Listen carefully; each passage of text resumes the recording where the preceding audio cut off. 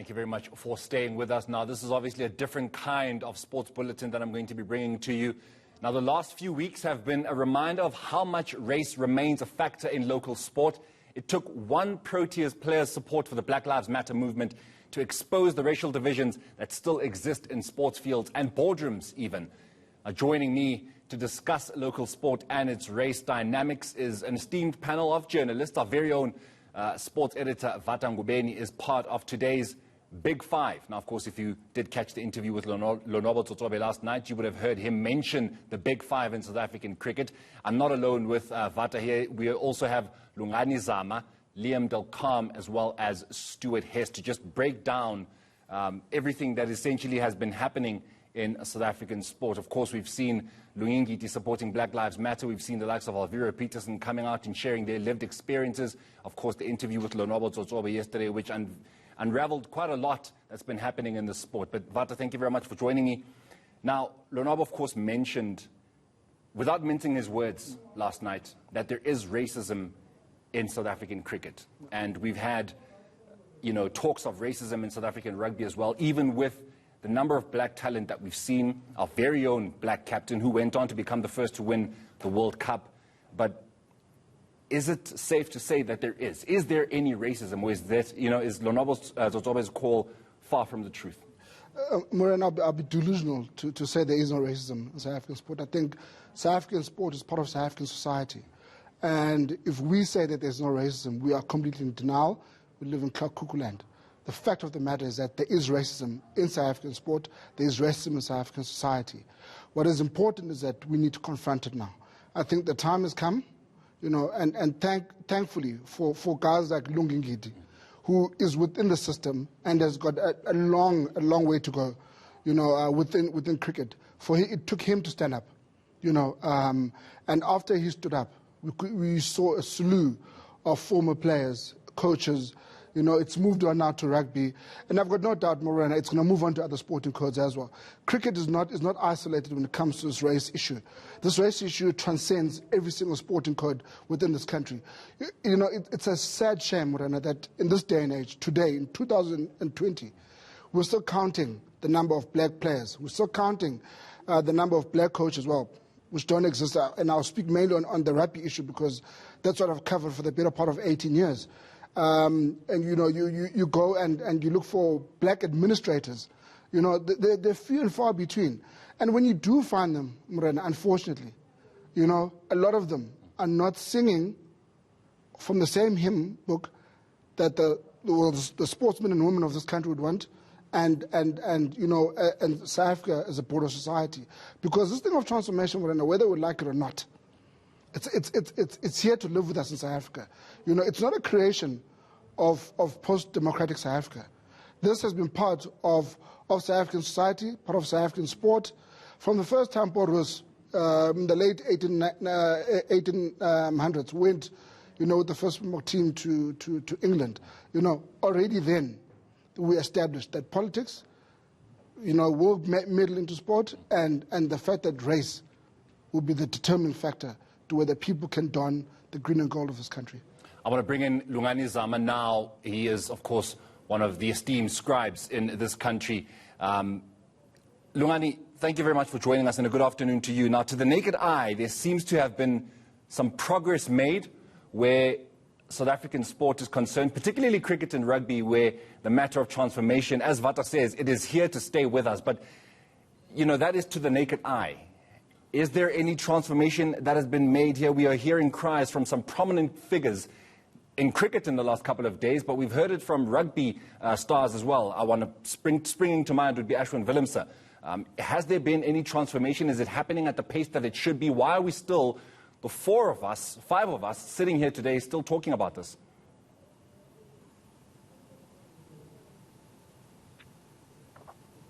Hey, Morena. Good to see you. Look, I think if we're honest, it's been very slow because, unfortunately, in South Africa, we still view the language of intelligence as English, even though we've got so many languages and cultures in this country.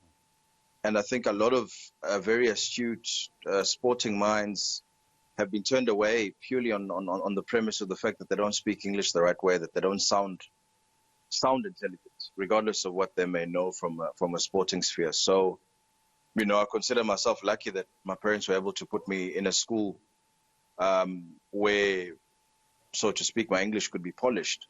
But you just need to look at press boxes even to this day and age to see how slow that transformation has been, and how uncomfortable it's been. I mean, even in the social circles, the 3-4 gentlemen in this panel right now, I know them well because beyond the final whistle and beyond the press conference, they've been, enough comfort to open up and become almost mentors. But those have been few and far between, especially in the early days. There's an uncomfortability. There's almost a jealous protecting of, the space to make sure that not too many outsiders or not too much unfamiliar voices come through into the system. And you can see that now. A lot of the narratives and a lot of the way that things are portrayed in the media are very one-dimensional, because those voices in the media are also one-dimensional themselves. How do you change that? It's the same as change rooms. If you think that you're only a teammate from the start of play to the end of play and not beyond that, that makes it very hard, because you're in the job. When you're in the press box, you're in the job. But beyond that, are we really opening up these spaces for people to understand each other's cultures better? I've had senior journalists in the last couple of days, white senior journalists, come to me and ask me, is it really as bad as it's being portrayed with all these testimonials that are coming out into the open? And unfortunately, the lived black experience of players is an extension that is suffered in the media box. There's a lot of guys who pack up their bags and go straight away and don't even write their stories in the press box because it feels uncomfortable. And we're trying to change that. And I think we're slowly starting to make strides in a cricket perspective, where we've tried to force people, or encourage people, to stick around. And we're trying to form a cricket media club just so that we start understanding each other better and start relating better, because, we're pushing a South African narrative.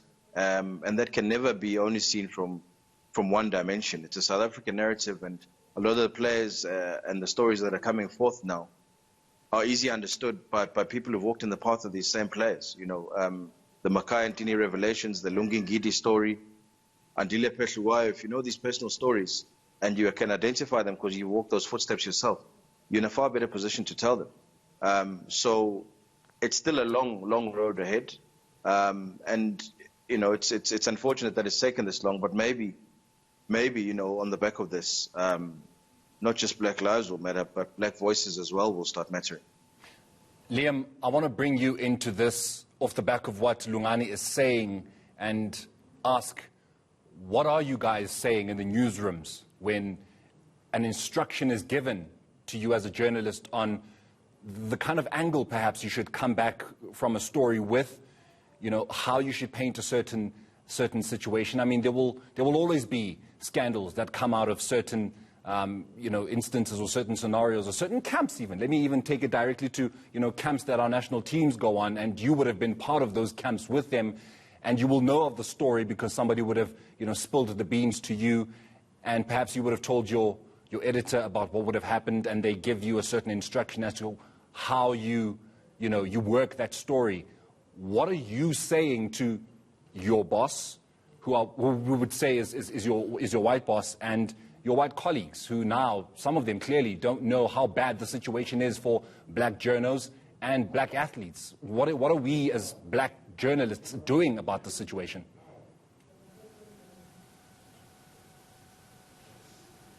Thankfully, I haven't had to endure that scenario at all, in fact. I mean, you obviously have discussions around what stories to go for, but not to frame the story in a particular way. What happens is what happens. In other words, if you've got the material that you've got the story, basically, it then goes down to your skill as a writer.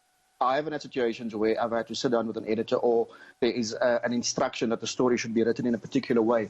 I think if you become a senior writer, if you become a senior journalist, you should have the tools to to make the best of that story and to reflect it, to tell it in the way that is, deserving of, what transpired.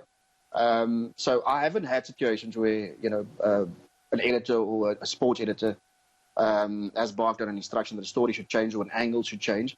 In that sense, I've been quite fortunate, I suppose.